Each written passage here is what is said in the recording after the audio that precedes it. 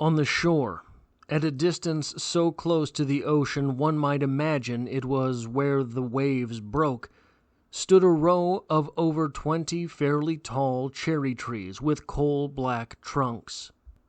Every April, when the new school year was about to begin, these trees would display their dazzling blossoms and their moist brown leaves against the blue of the sea. Soon, a snowstorm of blossoms would scatter innumerable petals into the water, flecking the surface with points of white which the waves carried back to the shore. This beach strewn with cherry blossoms served as the playground of the high school I attended. Stylized cherry blossoms flowered even on the badge of the regulation school cap and on the buttons of our uniforms. A distant relative of mine had a house nearby, which was one reason why my father had especially selected for me this school of cherry blossoms by the sea. I was left in the care of the family whose house was so close to the school that even after the morning bell had rung, I could still make it to my class in time if I ran. That was the kind of lazy student I was, but nevertheless managed, thanks to my accustomed antics, to win popularity with my schoolmates. Welcome to Strip Cover Lit, where we squeeze the bigger picture out of literature. I'm Adrian Ford, and we are here for the third in a 9-part series as we journey chapter by chapter through No Longer Human by Osamu Dazai. Now, these videos take a whole lot of work, so I hope that you are okay with the amount of time that happens between them. If you want to help me out with what I'm doing here on this channel, if you hit the like button, it tells YouTube to share this video with other literature lovers. And if you find yourself here by chance, but not design, literature is the only thing I talk about on this channel. Poetry every Monday, short stories every once in a while, novel read-alongs, all these sorts of things here on this channel. But today, we are here for the second notebook in this novel. So, what happened? Yozo has gone off to school and is still known as the clown when another flub around, Takeshi, observes Yozo's floundering one day and calls him out on it. "You did that on purpose," he said. Yozo sets about 2 courses of action, obviously praying for Takeshi's death, but also trying to win him over. Inviting him over one day, Yozo lives with his aunt and cousins. Yozo preens Takeshi. During the course of their friendship, Takeshi shocks Yozo by showing him a picture of Van Gogh's self-portrait and claiming it is a picture of a ghost, after which Yozo himself starts drawing. Following this, he wanted to enroll in art school, but his father enrolled him into a college to be a civil servant. Once in college, he drops the clown shtick. Still, he manages to meet Masao Horiki, himself an art school graduate. Masao takes him down the road of debauchery, including prostitutes. Lots and lots of prostitutes. A gambit through which Yozo passes and earns a master's in being a lady magnet.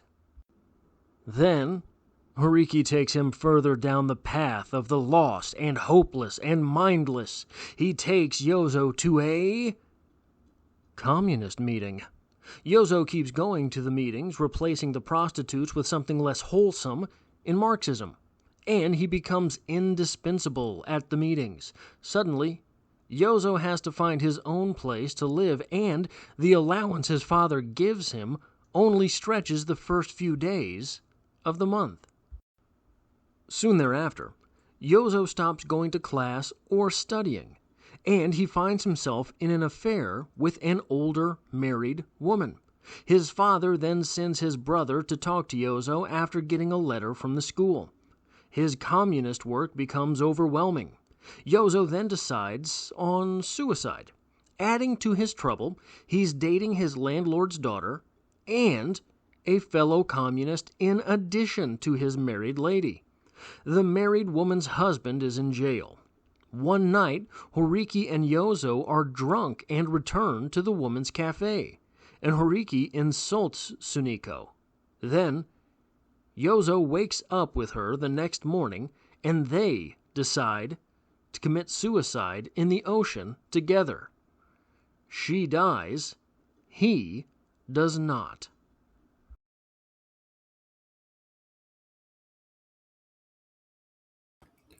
So, what is actually going on in this chapter? What are we actually talking about here? Well, I think it's important to start where the novel itself starts, this second notebook, and that is with a scene involving the school and the cherry blossoms. Remember all those cherry blossoms that happened right at the beginning.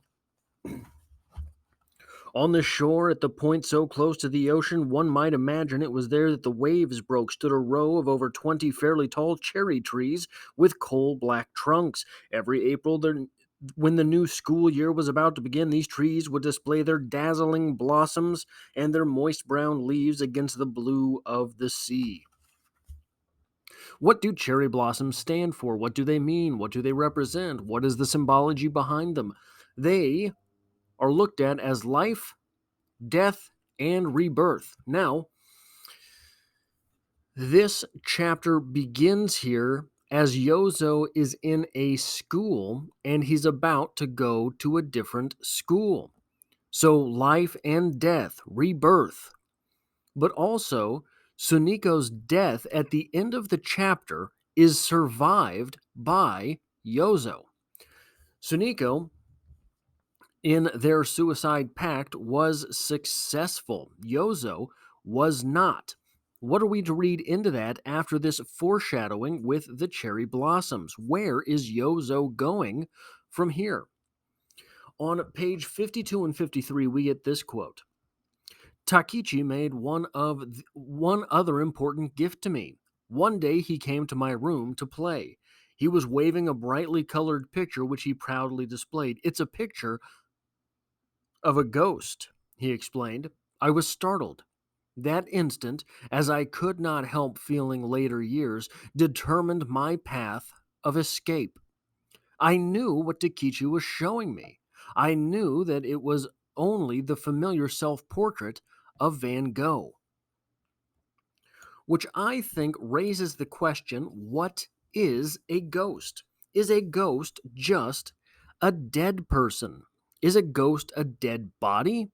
No, that is not what a ghost is. A ghost is not a dead person because a ghost is present. It is the person without the human element. What it is that is human about a person is absent from the ghost. You cannot touch, you cannot feel, you cannot really embrace. There are all of those things.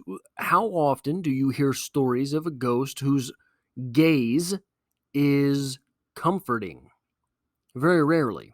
How often are we comforted by looking in someone's eyes? That is one of the things that happens with the human touch. So, what is a ghost? A ghost is more than a person. Is it less than a person? Is it more than a person? Is it different than a person? We're getting into some of those things because the book is titled No Longer Human. Ghosts as well are no longer human. Yozo here is telling us he is no longer human. We have these artistic ideals represented in these paintings that are not human. So it's just a really interesting thing to sort of consider why it was the ghost, a picture of a ghost, as Takeshi had presented to him. Why was it that struck Yozo so hard? On page 53 and 54, we get this. Let me see where I'm at here. There are some people whose dread of human beings is so morbid that they reach a point where they yearn to see with their own eyes monsters of even more horrible shapes. And the more nervous they are, the quicker to take fright. The more violent they pray that every storm will be, painters who have had this mentality, after repeated wounds and intimidations at the hands of the apparitions called human beings, have often come to believe in phantasms. They plainly saw monsters in broad daylight, in the midst of nature, and they did not fob people off with clowning. They did their best to depict these monsters just as if they had appeared. Takeshi was right. They had dared to paint pictures of devils. These, I thought, would be my friends in the future. I was so excited I could have wept. So we have here a very visceral connection between Yozo and the ghosts themselves. We have a very visceral connection between Yozo and the act of creation. We have a very visceral connection between Yozo and sort of what it means not to be human, but to create, to be an artist. And artists are able to represent these things which are not human in so stunning a fashion. Further, on page 60, we get this quote: I felt not the least respect for his opinions. I was thinking he's a fool and his paintings are rubbish, but he might be a good person for me to go out with.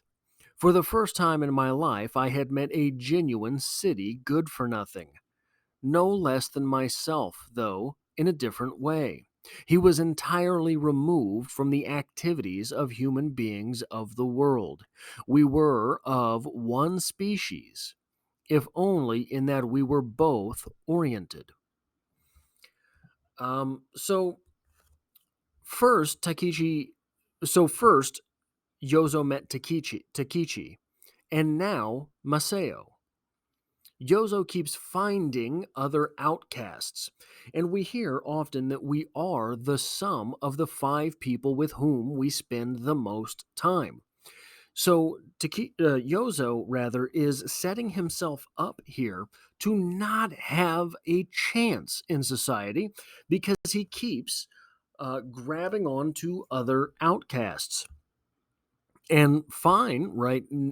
Everyone probably needs a couple outcasts in their lives, someone to set them straight when greater society, as if you will not do that work. But if the only scaffolding that we provide ourselves in this life is outsiders, it's very difficult to, in fact, do anything outside of being an outsider. It's very difficult to do anything besides what no one else is doing. So this becomes, in this way, a self-fulfilling type of prophecy. On page 63, I soon came to understand that drink, tobacco, and prostitutes were all excellent means of dissipating, even for a few moments, my dread of human beings. I came to feel that if I had to sell every last possession to obtain these means of escape, it would be well worth it. Now that, and you pair that with this next quote: I never could think of prostitutes as human beings or even as women. They seem more like imbeciles or lunatics, but in their arms I felt absolute security. I could sleep soundly. It was pathetic how utterly devoid of greed they really were, and perhaps because they felt for me something like an affinity for their kind, these prostitutes always showed me a natural friendliness which never became oppressive, friendliness with no ulterior motive, friendliness stripped of high pressure salesmanship, for someone who might never come again. Some nights I saw these imbecile, lunatic prostitutes with the halo of Mary. This absolute security that Yozo is talking about here, absolute security in the arms of another person, that is what it means to be human, or rather, that is part of what it means to be human. Our narrator here is confusing is confusing comfort, is confusing this strange feeling and what it means to be human. Our narrator is confused as to what human is. Our narrator is getting shreds of humanity, getting little pieces of human, and rejecting it as something strange. But here's another thing. This is a very good example of the difference between vulnerability and weakness. Yozo here is being weak, whereas his weakness, because he does not verbalize it, is being interpreted by the prostitutes as vulnerability. This comfort that he feels in their arms is the comfort aided by someone accepting your vulnerability and being vulnerable with you. When it's weakness, it's one-sided. When it's weakness because he's judging them. They don't know he's judging them. He is being soft and pliant in their company. So it seems to them as if he is being vulnerable. But inside, Yozo knows that he is judging. It becomes, in that way, weakness as opposed to vulnerability. Yeah, I think that's where I'm going with that.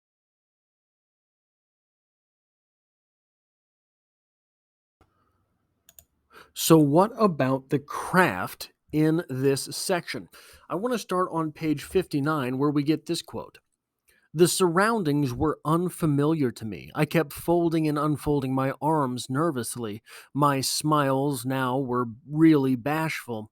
In the course of drinking 2 or 3 glasses of beer, however, I began to feel a strange lightness of liberation. I think that this is a great way to show the evolution of a character in a situation. Folding, unfolding the arms, folding them again. How are we gripping our own arms here? Smiles, really bashful. And then in the course, now obviously, this word doesn't need to be there. Nervously does not need to be there. Because if you kept folding and unfolding your arms, nervously comes across. No one's comfortably folding and unfolding their arms. But okay, it's in there. We'll deal with it. And my smiles were now, this word could be changed. Really? Really? I mean, how good are we describing something with the word really?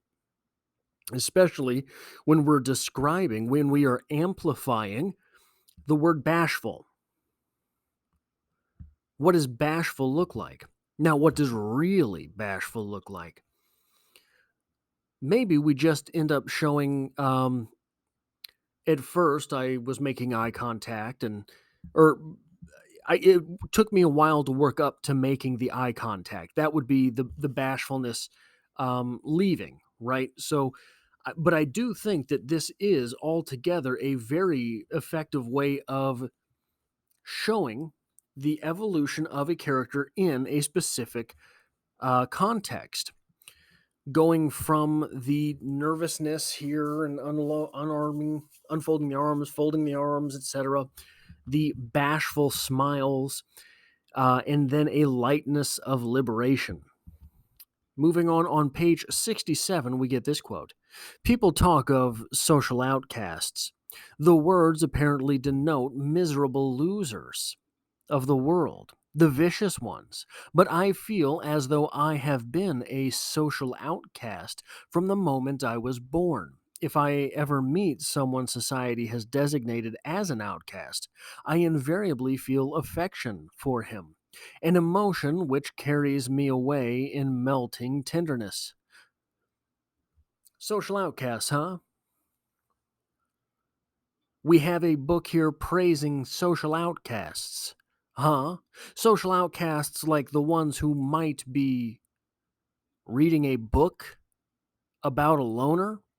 This is so music references music, movies reference movies, books reference books, right? So there's the paradigm of the series of references that gets made. You have you have movie characters, for example, in Tarantino movies who are movie buffs, right? Scream was about a group of kids who were horror movie buffs and decided to become killers. But you also have a strange ability to, maybe it's not strange, maybe it's pretty obvious actually, maybe it's very on the nose, ability to build a camaraderie with your readers, your listeners, your viewers by showing a character watch a movie in a movie, by a rap artist, for example, Eminem often talks about the people, the rappers that he listened to growing up. That puts his listeners in the state of mind that this guy, this icon, Eminem, the guy that I'm listening to, he used to do the same thing that I'm doing now. And here, with a book, we have an ironic attachment between our protagonist and the reader in the fact that only a social outcast like you would be reading a book about a loner, don't you know? And so Yozo kind of likes you. Yozo's there for you, man. Isn't that strange? Isn't it funny the way that that works? Just a very from a from a craft standpoint, that's very sneaky. It's a very, very sneaky way to get your readers bought in. And then finally, for the craft portion of this, on 84, Sunico and I were lovers of just one night. She did not belong to me. It was unlikely that I would pretend to so imperious an emotion as regret, and yet I was shocked. Um, oh, right. It was because I felt sorry for Sunico, sorry that sorry that she should be obliged to accept Horiki's savage kisses while I watched. Boom. There we have it. Finally, for the first time on page 84 here, our narrator's reliability is called into question. We all know the feeling of jealousy. That is the feeling which is roiling under the surface for Yozo. That is what is there, whether he wants to admit it or not. Whether he wants to admit that he's feeling jealousy or not, we know that it is there. And so, suddenly, we get an unreliable narrator because he's not copping to that emotion. He's refusing to suggest that he is jealous, but we know that it's there. An unreliable narrator does something for your reader. An unreliable narrator brings your reader ever further into the text. Your reader knows that they cannot trust your narrator. So they have to suddenly be on their toes and paying closer attention to everything that you put on the page. I am, in my own practice, a very big fan of unreliable narrators because I think they're more fun. I think that an unreliable narrator brings you closer to the text, brings the writer closer to the text, brings a whole new outlook, well, obviously of a narrator, but it tells us something about that. That narrator thought he could get away with one on you. That narrator thought that he could tell you these things and you'd just believe him. That is an extra dimension to a text. That is something, and so here, I don't know if Yozo knows that he's lying. I think that Yozo might just be too distant from his own emotions to be able to understand that, yes, I am feeling this great jealousy towards Horiki. I don't know that he knows that. And that still brings me closer to the text because I get to say, I get to be a starker judge of what's going on in the book. I get to I get to really have a say in the telling of the story as it's coming to me with an unreliable narrator.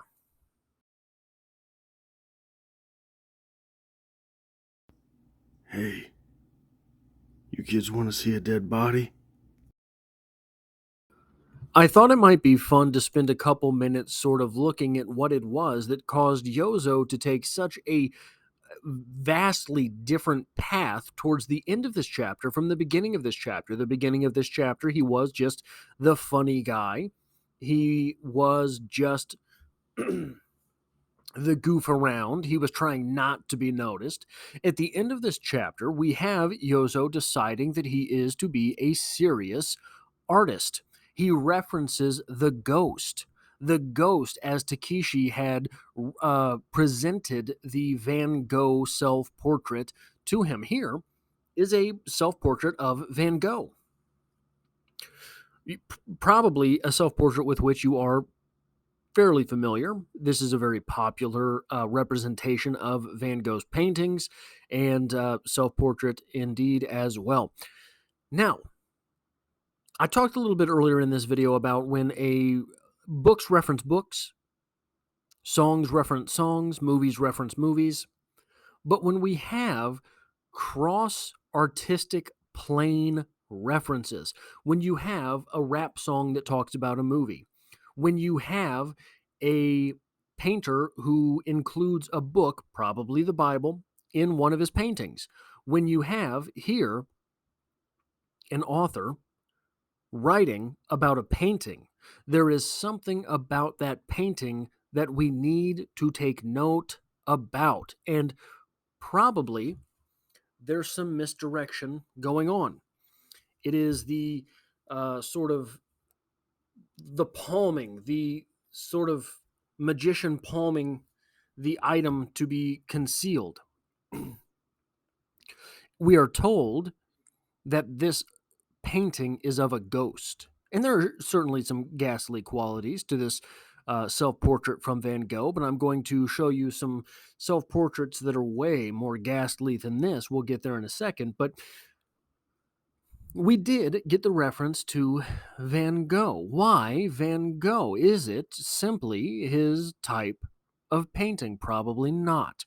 I am imagining that this is the self portrait that happens in the book. This is the one that we're told Yozo sees and decides to change his mind on things. But there's another self portrait from Van Gogh that I think might possibly be closer linked to what it is that Yozo is finding himself attracted to. And it's this one. This self portrait from Van Gogh. Notice up here. Yeah. So Van Gogh was the auditory simp supreme. Remember? He got rid of his own ear because a woman didn't love him. This is what I am willing to wager we are supposed to be gathering from references to Van Gogh. He was the simp supreme, right? He was someone who was so in love, unrequited love, love that was ultimately tragic. And I think that is probably where we're going with this. But if we're talking about ghastly self portraits, you see that name there? Can you make that out? Maybe it's too small. You see that? Francis Bacon? We're not talking about 6 degrees, baby. Look at this self portrait. Boy, that's ghastly. That's ghastly. A little bit of Picasso in there, but we don't need to stop here. Now, we could have included Picasso in this. I've got one more after this, but we could have included Picasso in this. That maybe not ghastly, maybe not ghostly, but certainly surreal. Certainly something odd about Picasso's paintings and self-portraits, things like that. But you want to get fried? You want to get strange, baby? Look at this. Look at this. This is something to haunt you. This is something that will keep you up at night. That's out there, baby. That is weird and wild stuff.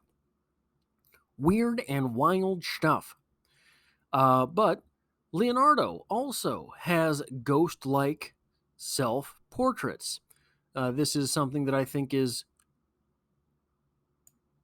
pretty easy to look at and understand that there's something ethereal about it, something that seems to come from another realm about that painting. But this one, man, you want to talk about weird. Francis Bacon's got your weird.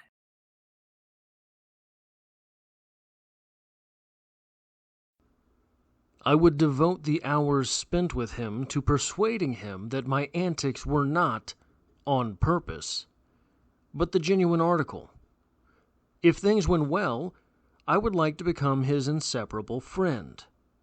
But if this proved utterly impossible, I had no choice but to pray for his death.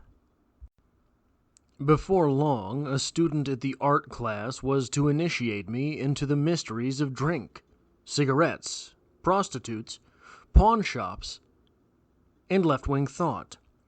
A strange combination, but it actually happened that way.